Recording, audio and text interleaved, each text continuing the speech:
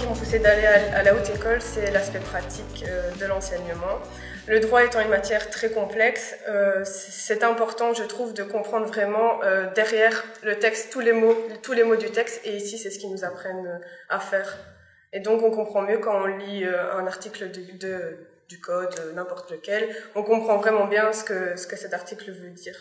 Ici, dès la deuxième, on doit effectuer des stages. Donc en deuxième, c'est 2 stages d'1 semaine et en troisième, c'est le grand stage de 4 mois. Et ce qui est intéressant ici, c'est qu'on doit se débrouiller pour trouver nos stages. Donc on doit téléphoner à des entreprises, on doit effectuer des entretiens, on doit envoyer des lettres, des CV.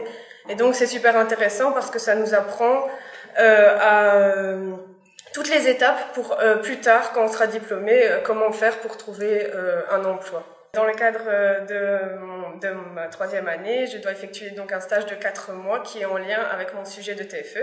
J'ai choisi le domaine de la TVA. Et donc, j'ai trouvé une entreprise sur Internet qui traite uniquement de la TVA et c'est à Bruxelles. Et donc ici à 3h, j'ai rendez-vous pour un entretien, pour voir si ils m'acceptent ou non dans leur entreprise pour le stage.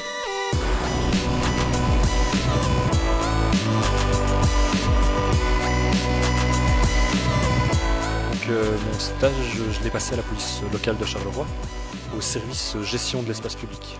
Donc c'est le service qui s'occupe de tout ce qui est la gestion des événements au sein de l'entité de Charleroi. Donc mon TFE traitait de la police administrative, c'est une des facettes du métier de policier.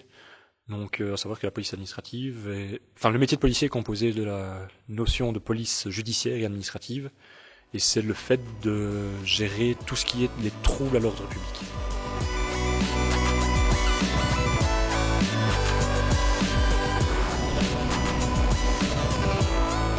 Pourquoi la faculté de droit à Mons?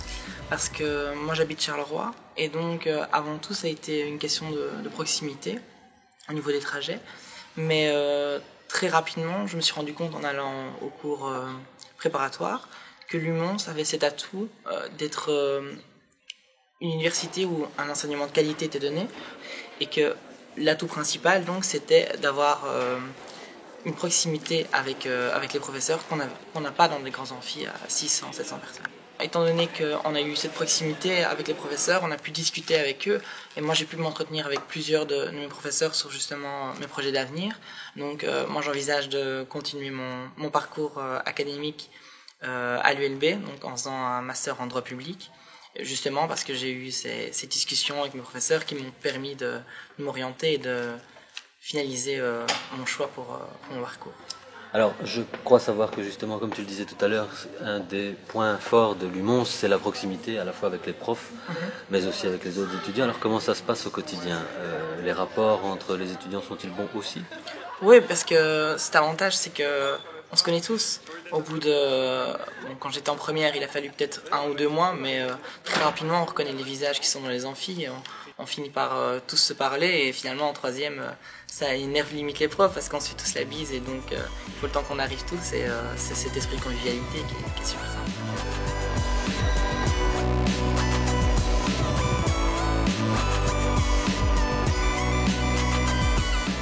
Alors mon stage de fin d'études, en fait, c'était au sein d'une justice de paix, donc c'était traité de toutes les affaires qui concernaient les matières civiles, et c'est ici que je vais présenter la concrétisation de ce stage.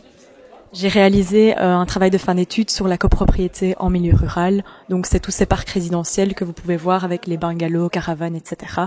Parce qu'en fait, peu de gens connaissent encore ce régime de copropriété, donc ça m'a semblé utile de pouvoir défendre ce thème. Bien, bonne chance alors.